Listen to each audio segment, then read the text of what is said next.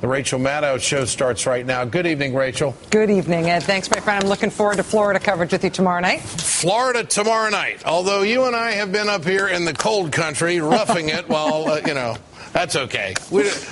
We want to go to Florida when the Democrats are going at it, don't we? I feel like at this point, at this time of the year, the main thing I accomplished this weekend was slipping on the ice and cracking my head. So I just thought I was laying there on the ground. It was Saturday night. I'm outside on my back porch with the dog, laying there on the ice, looking up at the stars going, why aren't I in Florida? So on Tuesday, we're going to make up for it. I know the feeling. Have a great one. Thank you. Thanks, man. I appreciate it. And thanks, Jude Home, for staying with us for the next hour. I got to tell you, Florida is tomorrow night. Florida is Tuesday. But in my mind, honestly, in politics, it's Nevada week. I mean, it is Florida week, too, right? But really, it's sort of Nevada week. We are getting blanket political coverage this week about what's happening in the Florida primary.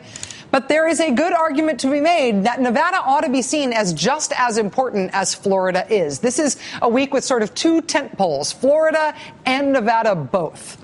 Even though Florida is going to have as many Republicans voting in their primary as the number who voted in Iowa and New Hampshire and South Carolina combined and then some, a win in Florida this year is worth precisely half as much as a win in Florida has been worth in previous years. Because Florida wanted to be seen as really, really important in this year's presidential race, they intentionally broke the Republican Party's rules when they moved up their primary date to make it really early, to make it happen in January. Florida moved its primary so early that they lost half of their delegates. So tomorrow in Florida, instead of there being 99 delegates up for grabs, it's only going to be 50. In their rush to get toward the head of the line in terms of the order of the nominating contests, Florida made itself half as important as it should have been. Florida has roughly 7 times the population of Nevada, about 19 million people, but they've got less than 2 times the number of Nevada's delegates. Florida's got 50 delegates and Nevada's got 28. Also, it should also be noted that we at least sort of think we know what's going to happen in Florida, if you believe the polls, right? It's like if you TiVo a big football game and then you make the mistake of looking at the final score before you actually watch the game, it sort of takes away a little of the oomph, even if you still enjoy watching people play. I mean, anything could happen. Anything could happen tomorrow in Florida. Volatility is the only constant in this year's Republican nominating race. But when you look at the latest polls out of Florida, the day before the primary, Mitt Romney is ahead by 20 points in the latest Suffolk University poll. He leads Newt Gingrich by 15 points in the latest NBC News Marist poll. And he's ahead by 14 points in the latest Quinnipiac poll. Why is Mitt Romney leading by these huge numbers in Florida? Well, it's in part because he has been running for president for 6 years. And he has been running for president in Florida for essentially all of those 6 years. It's about $2 million a week to advertise in Florida's major media markets. Mitt Romney and his campaign, who are, after all, made of money, they've been campaigning there for a very long time, for months before anybody else had any ads on in the state in this election season. Look at the number of ads that Newt Gingrich and the PACs supporting Newt Gingrich have run in Florida in a span of 2 weeks ahead of primary day. 210 ads total. Now look at the number that Mitt Romney and the PACs supporting him have run. Not to scale, right? Why even bother making a graph? I'm sorry.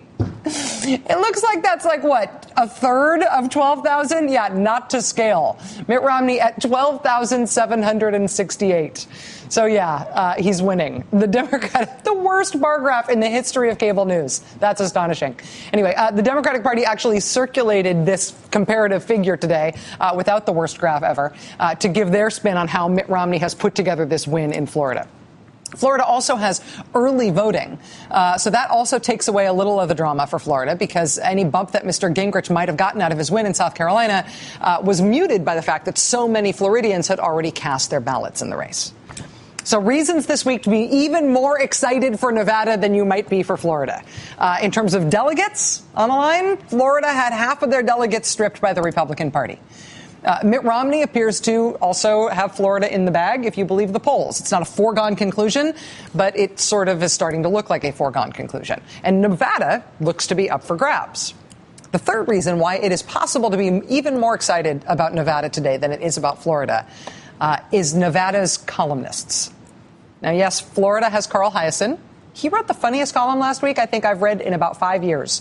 It was about pythons, but specifically it was about the enthusiasm with which pythons fall in love with each other and reproduce in the Everglades. But with the exception of the wonderful Carl Hiaasen, who ought to be on Rushmore, Nevada's columnists are, I mean, A, they've got John Ralston, but B, the whole state is amazing in terms of its political coverage. How can you beat this? This is Jane Ann Morrison in the Las Vegas Review-Journal. Here's the start of her column today. This is just how it starts. I'm quoting. Doesn't that guy sticking a needle in that cat's butt look familiar? Actually, it's former Senator John Ensign, who has gone back to work as a veterinarian. That's the way her column starts today. Remember John Ensign? John Ensign is part of the reason that nobody has any idea what's going to happen with Nevada's caucuses. And that state's 28 delegates. John Ensign and his sex and ethics scandal is part of the reason the Nevada Republican Party has basically disintegrated over the past few years. Mr. Ensign admitted to his extramarital affair in 2009, and it unspooled from an adultery scandal into a sex and ethics scandal into a lobbying scandal for a solid 2 years before Ensign finally resigned in 2011. And it's not like Nevada's Republican Party at that point was devolving from a previous position of strength. In 2008, before the John Ensign scandal even broke, the Nevada Republican Party was forced to cancel their annual state convention. They decided to cancel the convention and hold a conference call instead. Nevada Republicans at the time citing a lack of interest. So they didn't hold it.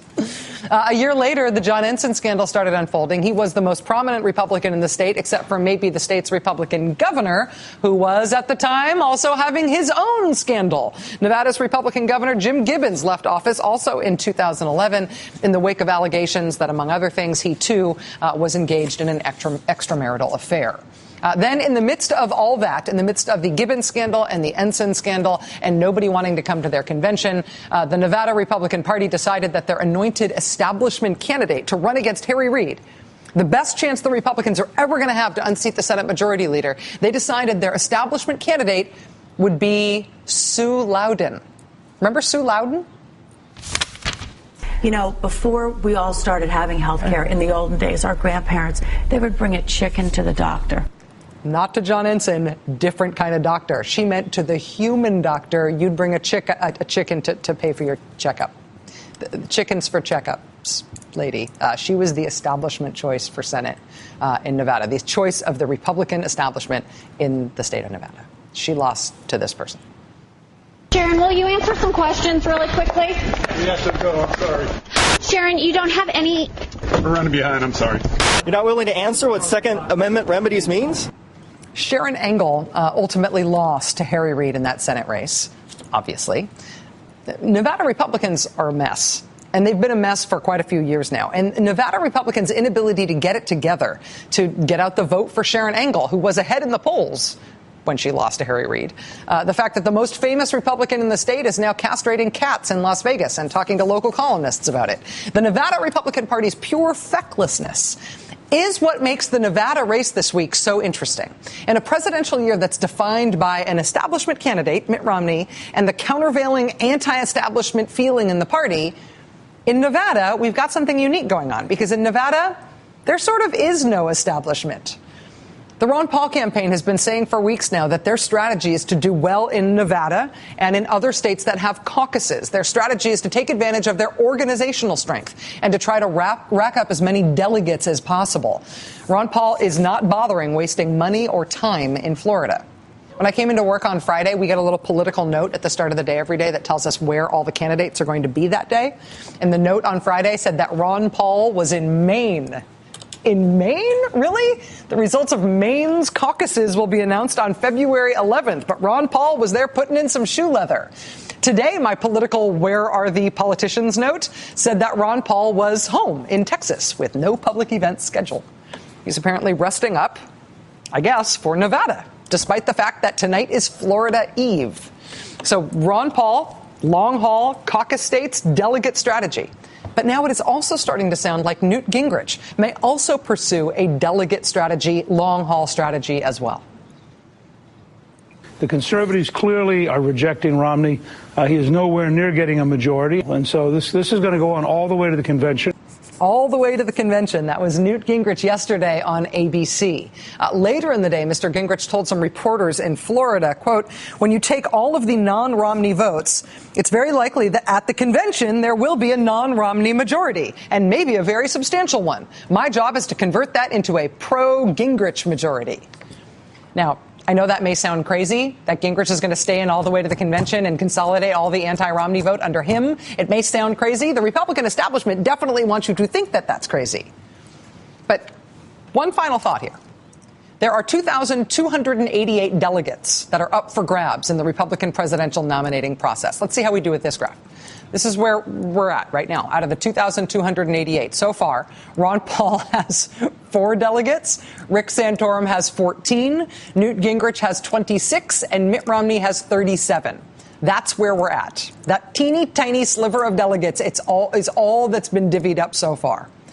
And Newt Gingrich and Ron Paul are both pledging to take this thing all the way to the convention.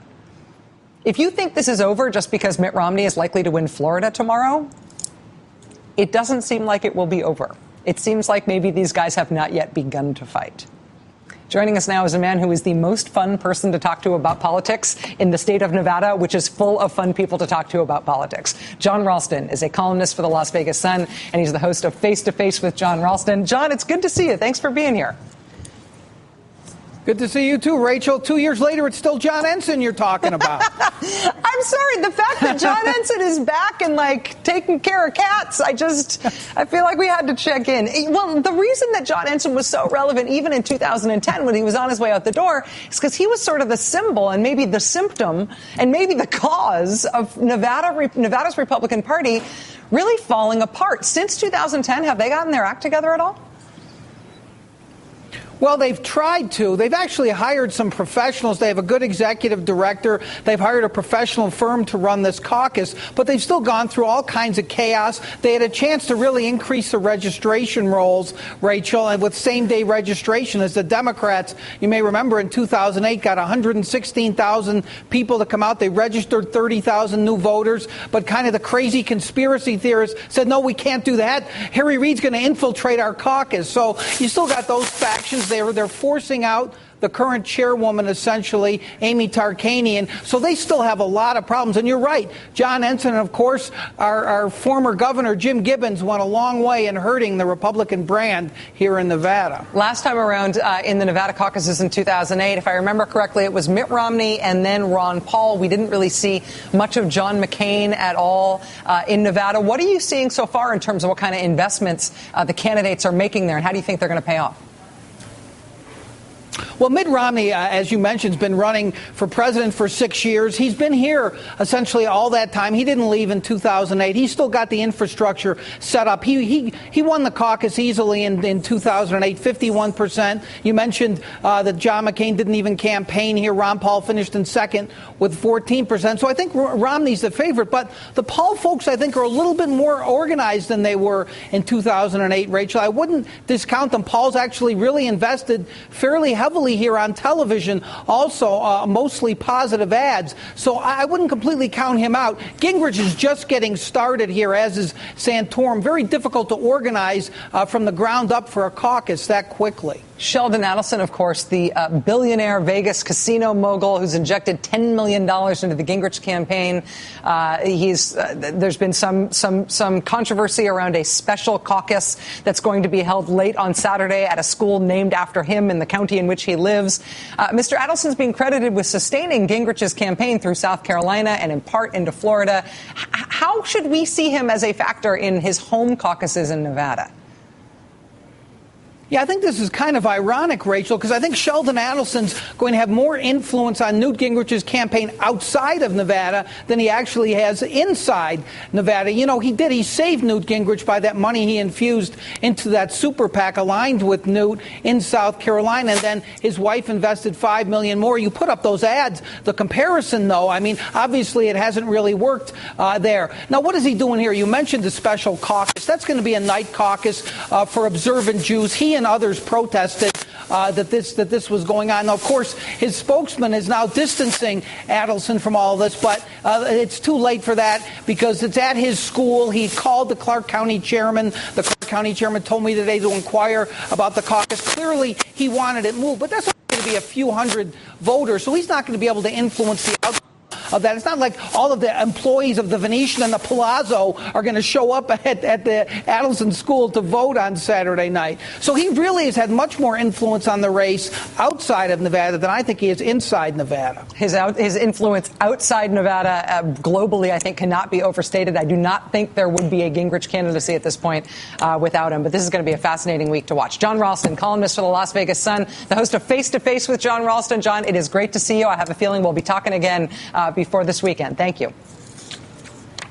Great to be with you, Rachel. All right. The interview tonight is Frank Rich, the Frank Rich. Very excited about that. Plus, we've got a best new thing in the world on tap and a debunction junction. That's all ahead.